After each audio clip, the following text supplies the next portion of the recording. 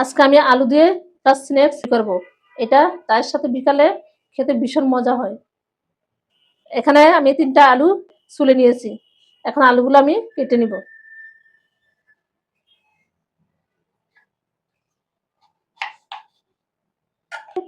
এভাবে কেটে নিব আলুগুলো। বেশি মোটাও না, বেশি চিকনও না। গুলো আলু আমি কেটে নিব।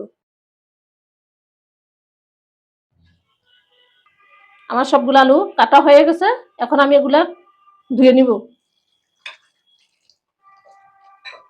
ভালোভাবে এগুলা আমি পাল্টিয়ে ধুয়ে নিব।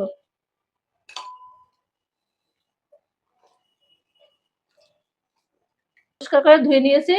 এখন একটা প্যানে আমি লবণ দিয়ে এখন এগুলো একটু হালকা ভাপিয়ে নিব।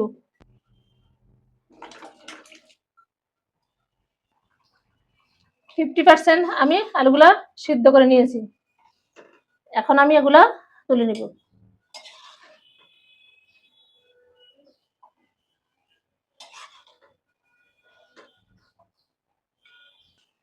এখানে আমি কিছু ময়দা নিয়েছি। এখন এগুলা আমি এখানে দিয়ে দিব।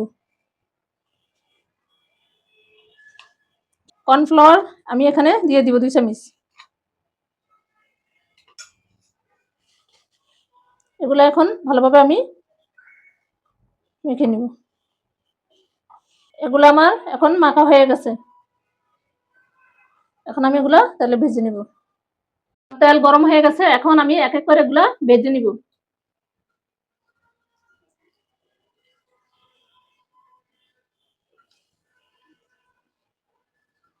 সবগুলাই এভাবে আমি ভেজে নিব।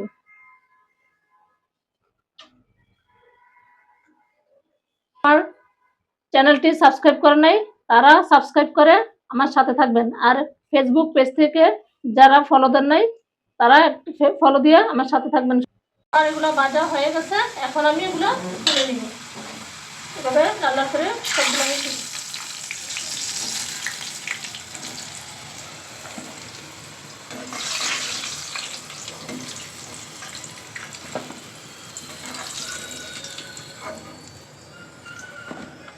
আমি বাকি সবগুলা ভেজে নিব।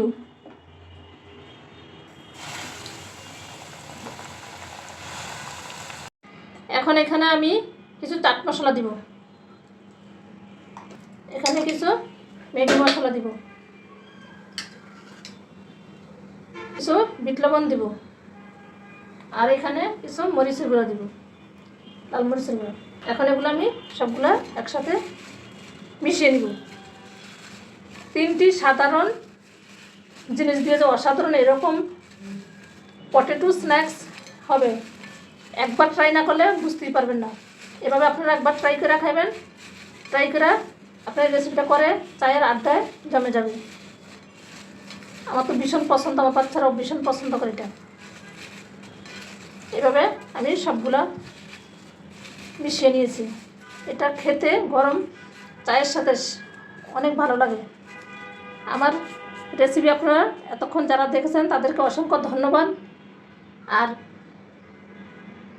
আপনারা এইভাবে একবার ট্রাই করবেন, আপনাদেরও খেতে ভালো লাগবে। তাই সবাই ভালো থাকেন, সুস্থ থাকেন। আজকের মতন বিদায় নিচ্ছি। আল্লাহ হাফেজ।